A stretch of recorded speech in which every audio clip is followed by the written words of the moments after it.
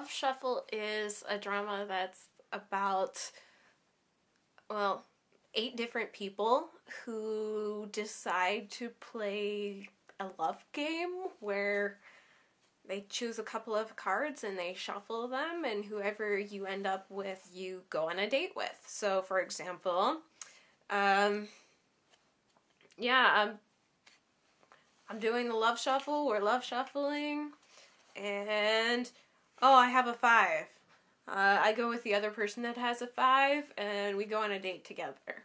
It is really written well who gets matched up with who, because in the end, everybody is going to have a chance to date everyone else. The card shuffling is just to choose the order in which people end up getting paired up.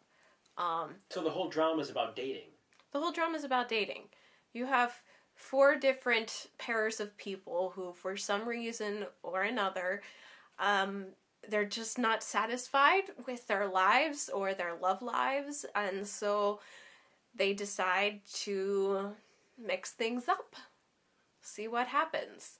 It's like swingers, but they're not married and they're really not swinging. Well, the one character's married, but her husband's away and she's not in the love shuffle with him. So there's even a married woman doing the love shuffle dating with the rest of the single ones? Yes, there is a married woman who's doing the love shuffling dating with the single ones, but she's got issues. She's got some serious issues in why she's doing it. She's not happy in her marriage. Her husband doesn't see her as a woman, and she wants to have a kid, and her husband isn't able to have a kid. So, yeah, so she's kind of in the love shuffle for multiple reasons. She wants to get knocked up, and she also just wants to be... She wants somebody to make her feel like a woman. Do any of the people that she dates have a problem that she's married? Not really. Like, they feel a little bit bad about it, and at the same time, they're a little bit, like, pulling away from her because of that. But at the same time, she's considered the hot woman. You know, she's the woman who does her hair all nice and her makeup all nice and wears the sexy low-cut dresses and, you know. So she's kind of the ultra-feminine, sexy siren. So as much as they kind of don't really want to hook up with her, at the same time they're like, whew, she's hot. Yeah, I'll go on a date with her. Karina, that really hot Japanese woman, is in this. Isn't that right? Yes. Karina does play... She plays an interpreter in this, who's got some issues that you find out in the 2nd episode. What, do they all have issues? Yeah, they all have issues. But isn't that the truth? I mean, in real humanity, everybody has issues. Everybody has some baggage, whether it's family issues or, you know, getting over the death of someone or just unhappiness. Who do you think is the best looking male character in this one? Oh, the best looking male character in this one, I would have to say as a photographer. Like, if I was going for best looking male, I mean, I liked him whenever he was originally in Hana Yori Dango. And he is a good looking guy, generally speaking. Although, at the same time, I'm also kind of leaning towards the businessman who, you know, is engaged at the beginning, just because he's got a great smile, and yeah, the biggest problem is he's got the evil mullet, and I don't really go for men in mullets, unless they're my key. There's a scene in the beginning of episode 1 where they get stuck in the elevator, and they're in there for a while, and eventually everybody's got to go to the bathroom. The 3 men go into 3 corners, and they're about to pee, and the girl's got to go too. Was there ever any actual, real chance that she was going to go to the bathroom in that elevator? It's kind of doubtful. It's pretty doubtful that she was actually going to go to the bathroom in the elevator. Though I think kind of at that point, you know, she plays such a strong character. Like, you know, she says in episode 2, if you could be reincarnated as a man or a woman, who would you choose? And she chose a man. she still has that I have to be female thing going for her, but at the same time, she wants to be treated like one of the guys. So as much as she's embarrassed to do it, I think if she really had to go, she'd, suck it up and piss in the cup.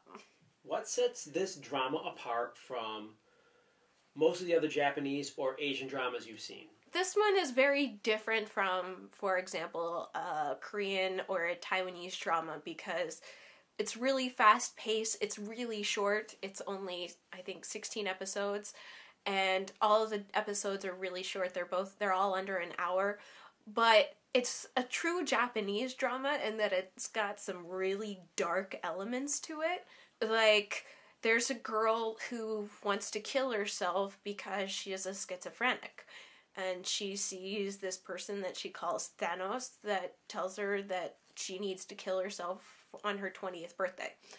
So, like, you have some really dark elements, things that are a little bit more taboo. For example, in Korea, things like psychology and homosexuality, like real, true, not like joking around homosexuality, but like seriously, bisexual, homosexual characters. Japanese dramas tend to be a lot more open to that, and they delve a lot more into real life things like that than, for example, Korean dramas or Taiwanese dramas, which tend to be a little bit more feel-good. Part of the reason why I love Love Shuffle, why I think it's a great drama, is because it's an interesting concept that isn't repeated. A lot of your dramas, you see the same storyline done over and over and over again in slightly different ways. But this is one that is a little bit unique. So I really like the fact that this one's a little bit more unique. You like the Japanese dramas, don't you? I really do like Japanese dramas. Japanese dramas are the first ones that actually got me into the live-action drama watching. Before that, I was watching, just anime and reading mangas. But it was a Japanese drama that initially got me interested in what I used to call LAs, which I now know are, J-dramas, K-dramas, T-dramas. I was checking, to show you how long that I've been into this, I actually looked at my old MySpace page the other day, and I had, I love JLAs, and I was like, JLAs, what's a JLA? You wrote it, and you didn't even remember what it meant? Well, I didn't initially remember what it meant, because I was like, LA? Oh, live actions. Japanese live actions. So I was like, yeah. I've been into this for a while. You were so cool back then. I was so cool. No, I was really, really nerdy. So you're saying you've shed the nerdiness now, too? Not quite. Still there. Can't you tell? I'm reviewing drama.